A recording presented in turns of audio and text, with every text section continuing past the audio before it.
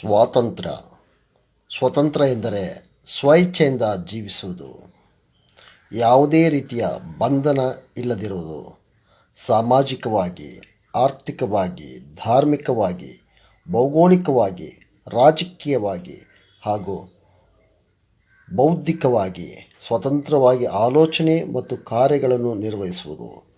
ಇವುಗಳಲ್ಲಿ ಪ್ರಮುಖವಾದದ್ದು ಬೌದ್ಧಿಕ ಸ್ವಾತಂತ್ರ್ಯ. ಬೌದ್ಧಿಕ ಸ್ವಾತಂತ್ರ್ಯವೆಂದರೆ ಸ್ವತಂತ್ರವಾಗಿ ಆಲೋಚಿಸುವುದು, ಇಚ್ಛಿಸುವುದು, ಅರಿಯುವುದು, ಬರೆಯುವುದು, ಹೇಳುವುದು ಮತ್ತು ಅನುಸರಿಸುವುದೇ ಆಗಿದೆ. ಎಲ್ಲಿ ಬೌದ್ಧಿಕ ಸ್ವಾತಂತ್ರ್ಯವಿದೆಯೋ ಅಲ್ಲಿ ನಿಜವಾದ ಸ್ವಾತಂತ್ರ್ಯವಿರುತ್ತದೆ.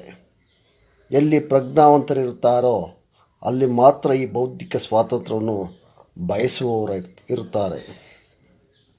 ಯಾವ ರಾಷ್ಟ್ರದಲ್ಲಿ ಬೌದ್ಧಿಕ ಸ್ವಾತಂತ್ರ್ಯಕ್ಕೆ ಅನುಮತಿ ಇಲ್ಲವೋ ಮತ್ತು ಪ್ರಜ್ಞಾವಂತ ಜನರು ಇರುವುದಿಲ್ಲವೋ ಆ ರಾಷ್ಟ್ರವು ಸ್ವತಂತ್ರ ರಾಷ್ಟ್ರವಲ್ಲ. ಪ್ರಜ್ಞಾವಂತಿಕೆ ಮತ್ತು ಬುದ್ಧಿವಂತಿಕೆ ಇವೆರಡೂ ಇದ್ದಲ್ಲಿ ಮಾತ್ರ ಸ್ವಾತಂತ್ರ್ಯವಿರಲು ಸಾಧ್ಯ. ಒಂದು ವೇಳೆ ಇವೆರಡೂ ಇಲ್ಲದಿದ್ದಲ್ಲಿ ಜನರು ಗುಲಾಮತನಕ್ಕೆ ಒಳಗಾಗುತ್ತಾರೆ. ಬೌದ್ಧಿಕ ಗುಲಾಮತನ ತುಂಬ ಅಪಾಯಕಾರಿ, ಜನರನ್ನು ಅಧಪತನಕ್ಕೆ ತಳ್ಳುತ್ತದೆ. ಬೌದ್ಧಿಕ ಸ್ವಾತಂತ್ರ್ಯ ಹರಣವು ಬಹುಜನರನ್ನು ದಾಸತ್ವಕ್ಕೆ ದೂಡಿದೆ. ಇಂದು ಜನರಲ್ಲಿ ಹಣ, ಅಧಿಕಾರಗಳೆರಡೂ ಇದ್ದರೂ ಬೌದ್ಧಿಕವಾಗಿ ಸ್ವತಂತ್ರರಾಗಿಲ್ಲ. ಅವರ ಬುದ್ಧಿಯನ್ನು ನಿಯಂತ್ರಿಸುವವರು ಮತ್ತೊಬ್ಬರಿರುತ್ತಾರೆ. ಆ ನಿಯಂತ್ರಕರ ಕೀಲಿಗೊಂಬೆಗಳು ಮಾತ್ರ ಈ ಜನರಾಗಿರುತ್ತಾರೆ.